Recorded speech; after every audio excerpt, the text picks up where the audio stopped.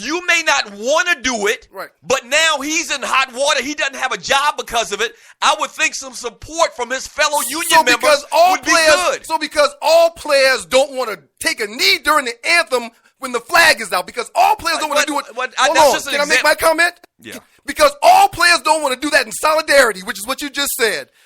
Players are being looked at negative, or they're doing something wrong, or they don't have his back, or where do we draw the line is what I'm asking you. I think you're wrong on this. Okay, that's fine. I think you're wrong. And I don't think you're wrong, but I wholeheartedly don't agree with you. Yeah, you can draw the line in the sand for every NFL player, but you can't draw the line in the sand for yourself? Right. That's not fair. J. Clyde, Snow Bunny Hunter, in the chat says, this isn't an NFLPA issue unless there is proof of collusion. And I mentioned that earlier today as well. That's a valid point. There's not 100% proof that all owners in the league are saying we're not going to hire this guy. I mean, truth be told, he might get a job next week. And it also goes back to what I said a few minutes ago. Out of all 32 teams, if he was healthy and balling and didn't kneel down to the flag during the anthem, if all those things were aligned in that man's life, out of all 32 teams, maybe 5 to 8 would want him anyway. Maybe. Well, that's another thing. When have you ever heard of refusing to give a guy a job because he's too good to be a backup? I've never heard that before in my life. You play in the league. Yeah, I think that's a crock-ish. Right. I think it's a crock-ish. So that in itself says that something's going on. But I know a handful of quarterbacks that are good quarterbacks that don't have jobs. I mean, I know that. Every quarterback that's good or better than some other guys ain't working in the league. Yeah, Michael Vick is probably still better than some players. He's not in the league anymore. I mean, I'm just saying, Doug, where do we draw the line? Everybody's so matter of fact about this. This is wrong, this is right, and this is why. Right. But then when you got to look in the mirror, it's like, okay, yeah, well, hey, man, I feel this way, but I'm not going to do this. Oh, you can't. You're doing a fantastic job of being the contrarian, playing devil's advocate.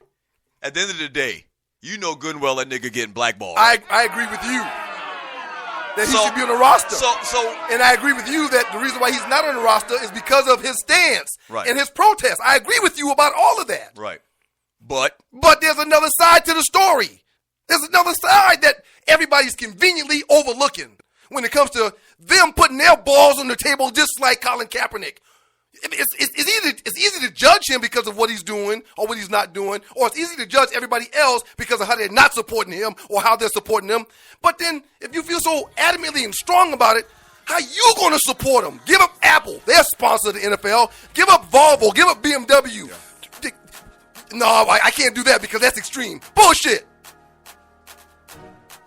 That's how he feels. That's Ryan Stewart.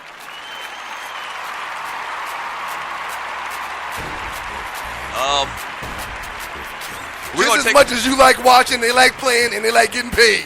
Just as much as you like watching, they like playing, and they like getting paid. We're going to take a quick little break. I think you're 100% wrong, but I mean, that's fine. I love it. This is your show, The Ryan Stewart Show. We'll be back in 3 minutes. Don't go away.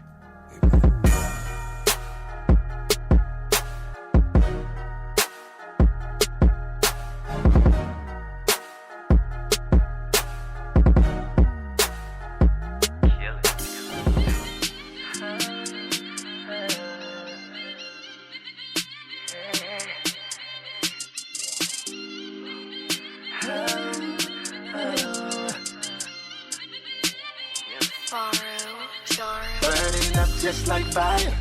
She's so lit. DOA when she moving. Got me going for the kill. We mix the lust with the fluid. Now there's 2 cups of sin. Says she fiending for love. Let the party begin. Cause I'm about to kill it. Kill it, kill it, kill it, kill it, kill it, kill it. You know, I'm about to kill it. Kill it, kill it. You already know, girl. I'm about to kill it. Told me to call her Miss Jackson, cause she be getting so nasty. Tonight you ain't getting no passes. Girl, I'ma be an assassin. Ooh-wee. Love it when you put that ass on me. Dropping for a real nigga, let me see. We gon' get to it like World War III. Full clip in my love gun. Bang, bang, shoot, you can get some. Making you scream to the morning. Cause I'm going in like the Taliban. It's all about you, all about me. We gon' burn it down, you can feel the heat.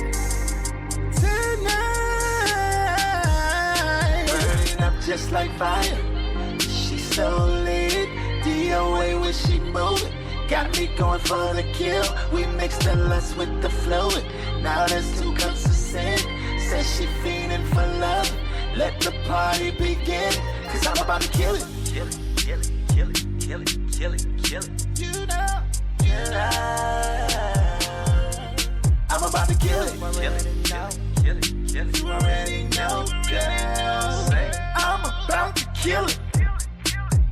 Baby, I'm sorry for killing that body. Now a moment of silence for the deleted party. I was driving you crazy, we was getting so naughty. Now you got your boy started, now I done called a body. Light up, I'ma roll up while you're turning up. I'm a fool when I beat it up. We so high we can get enough. It's all about you, all about me. I'ma lay you down now, rest in peace. Burning up just like fire. She's so lit, DOA when she moving. Got me going for the kill. We mix the lust with the fluid. Now there's 2 cups of sin. Says she fiending for love. Let the party begin. Cause I'm about to kill it. Kill it, kill it, kill it, kill it, kill it, kill it. You know, I'm about to kill it. Kill it, kill it, kill it, kill it. You already know, girl.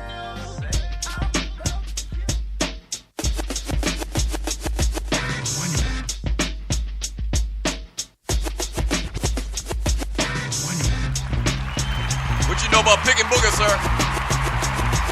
I got 2 kids that eat them. I'm very familiar. Oh, wait. Oh, you're talking about the actual song? Yeah. Oh, my bad. Hey, man, Miles and Mason eat boogers, man? Both of them. And they think it's funny. You are a boogie eater, too. I was not. That's a damn lie. Oh, yeah. Hey, welcome back to the Ryan Stewart Show. You may have caught me masturbating once or twice, but you didn't catch me picking no boogers. Yeah. Actually, I never have. No? Speaking of old school, man, and you're listening to the Ryan Stewart Show, did you hear me talking about... I used to do that with the bathroom door open like it was fun. Did you hear me talking earlier, man, about the great Rivers Lounge, man, Uncle Mo's shop? Some of the best days of my life took place in that place, man. What? That's where we learned the finer points of billiards. Yes, of billiards. Eating pig feet. Fine beer versus bad beer versus domestic versus international. Right. Yeah, man. Right. Yeah. Every day Good times. in middle school, we used to get off the bus and go across the street to Uncle Mo's shop, the Rivers Lounge. Mm-hmm. You remember it was purple. Yep. It was like a deep lavender color. Yep. Shouts out to Champ. Champ used to listen to the show a lot. So Champ is Moses' son. When I called him a few months ago to tell him happy birthday, you were actually on in the background. Right. So right. Champ used to listen a lot. I don't know if he's busy. I haven't seen him in the chat room lately, man. That's my man, 50 grand. Love you, Champ. That's you know how you got that ace that you grew up with? Right. You and Champ were ace boo cool. Right. And you grow in different directions and you go different places and you're a true ace ain't the ace no more. Right. Man, that was my ace, man. Yeah. And he could rhyme. What? And he could break dance. Still can. Hey, you're listening to the Ryan Stewart Show, man. So, topic number 2. We got a couple more we need to get to in a short amount of time. The Pro Football Hall of Fame was this weekend, man. Yep. What are your thoughts about some of the speeches, the guys that went in, some of the guys that didn't get in? Terrell Owens didn't get in, but LaDainian Tomlinson goes in this weekend. Kenny Easley, I don't know if you remember Kenny Easley, safety for the Seattle Seahawks back in the day, but he went in as well. It was an interesting ceremony. Real quick, before I get back to the Hall of Fame, you're a whole lot stronger and smarter and mentally tough than I am. To be able to do your show for 3 hours while getting through the content that you programmed to be a part of the show and watching this chat room. Oh, yeah. Tiffany Sports in Heels in the chat room just text Ryan, in quotes, rub off, score. A bunch of names have gone through the chat room. Right. Okay, but I digress. That's your new name, Rub One Out Ryan. Rub one out, Ryan, boy. Listen, and what's unfortunate about it, I'm rubbing them out more now than I did when I was younger. What? Before I was back in middle, yeah, man, boy. Really, bro? I've mastered the art of right and left. I think that's called ambidextrous. Hall of Fame, man. I didn't like Jason Taylor sticking his head at the Patriots' ass, man. I really didn't like that. Right. I get him being really appreciative of the Patriots and their sentiments from the coach and the quarterback. I appreciate Tom Brady writing the letter on his behalf and talking about just how great this guy was at the position and how they had to scheme for players. I was in 4.5 seasons. I was in the NFL, man. Right. Game planning against teams, scheming against teams. Mm-hmm. And not every week were coordinators saying, this week we got to focus on this guy. I mean, some weeks we come in and we got the Carolina defense. We got the Jaguars defense. We got the Dolphins defense. Well, this week we've got the Pittsburgh Steelers and they've got bam, bam, bam. Right. We got a scheme for them. So for the Patriots to say that about Jason Taylor, I love it.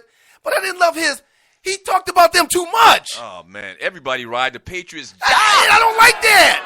Shit. I appreciate them. I hate y'all. I don't have the biggest problem with them being cheaters, which they are. I don't have the biggest problem because that's just part of the game. But for his speech, he talked about them too much. Belichick and the Patriots and their organization and how they win and Kraft and Brady. No, I didn't like that. Right. I thought LaDainian Tomlinson showed how fans of the game who ultimately get to play the game have a love for the game that people won't understand. Right. By his talk about Tony Dorsett, what Tony Dorsett meant to him and what Emmitt Smith meant to him. Oh, man. If you were a Cowboy fan, Tony Dorsett. Right. Yeah. So for LaDainian Tomlinson to be as great as he was, and he was a great player, for him to say the things that he said about those two running backs that were there, wearing the same jacket as him, about how he impacted their life, gives me goosebumps still to this day. Who's a better running back? Who would you take first, Tony Dorsett or Emmitt Smith? Tony Dorsett. No, I'm sorry. Not Tony Dorsett. I'm sorry. Emmitt Smith or LaDainian Tomlinson? LaDainian. Yeah, I agree. And, people always say I'm a hater of Emmitt Smith, but Emmitt wasn't as skilled as these guys, man. Emmitt had the best line and skill players that he could ever have for his time at the Dallas Cowboys. Right. When I met Steve Atwater for the first time, man, at Willie Rose's house out in Denver, when I trained up in Denver for the Combine, I tried to be as tough and as strong and not looking like a deer in the headlights as I could be, but Steve Atwater just walked into the same house I was in. Right. Okay? For a little boy, that was huge for me. So I got LaDainian's feelings. When I got drafted by the Detroit Lions, one of the first things I thought about was, A, Barry Sanders. B, I'm going to the team with Robert Porcher. 3, I hope them niggas don't kill me in that city. And 4, what? Detroit. Yeah, the D. Oh, they real. That's real as it just gets. It's real. Yeah. 4, I'm going to be in the meeting room with Benny Blades. Right. So it was good to see LaDainian go there in his speech. I thought they all did a pretty good job. And lastly, man, the 56th class that's coming up. I wanted your thoughts on a couple people because if I'm not mistaken, they can only take 5 guys, right? Right. 5 a year. Right. Can I give you a couple names? Yeah. T.O.'s third time trying to get in. He's in. T.O.'s third time, man. He should get in. He should have been in first ballot, really. Randy Moss. In. Ray Lewis. Hold on. I'm writing these down. In. Ray Lewis, in. They have to go. These guys all should be first ballot. Okay, real quick. Go ahead. You only get 5. That's 3. Oh, you only get 5? Right. All right. Tony Baselli. They used to love him for some reason, man. And he was dominant. I didn't watch the Jacksonville Jaguars offensive line a lot, but he used to go to the Pro Bowl pretty much every year. I'm not done. He's not getting in. Okay. He's not getting in. All right. Brian Dawkins. I got you. Well, I'm on the record. I think John Lynch going to get in before Brian Dawkins. Safeties. I don't think so. They don't put a lot of safeties in the Hall of Fame already. Lynch can't get in before B-Dog. B-Dog did a whole lot more than Lynch. B-Dog played more positions than Lynch. B-Dog lined up at corner. Hey. B-Dog rushed the quarterback. B-Dog special teams. Guess what? You get a lot of points back from the Stewies. The points that you lost, you're going to get them back from the Stewies because the Stewies say I'm crazy. Yeah, you crazy. I think. And I love Lynch, but you crazy. I think Lynch gets in politically because he does have the complexion for the protection and he's in the media. If you say he's part of football hierarchy now as a GM. And he was a damn good football player. We talking about football only, man. When you talk about the best safeties, Ed Reed, Ronnie Lott, the guys I mentioned, Atwater, Blades, saying Brian Dawkins fits right in there with those names. Okay. Lynch doesn't fit right in with those names, even though I think Lynch is great and deserves to be in the Hall. He can't go in before B-Dog. I'm not saying Brian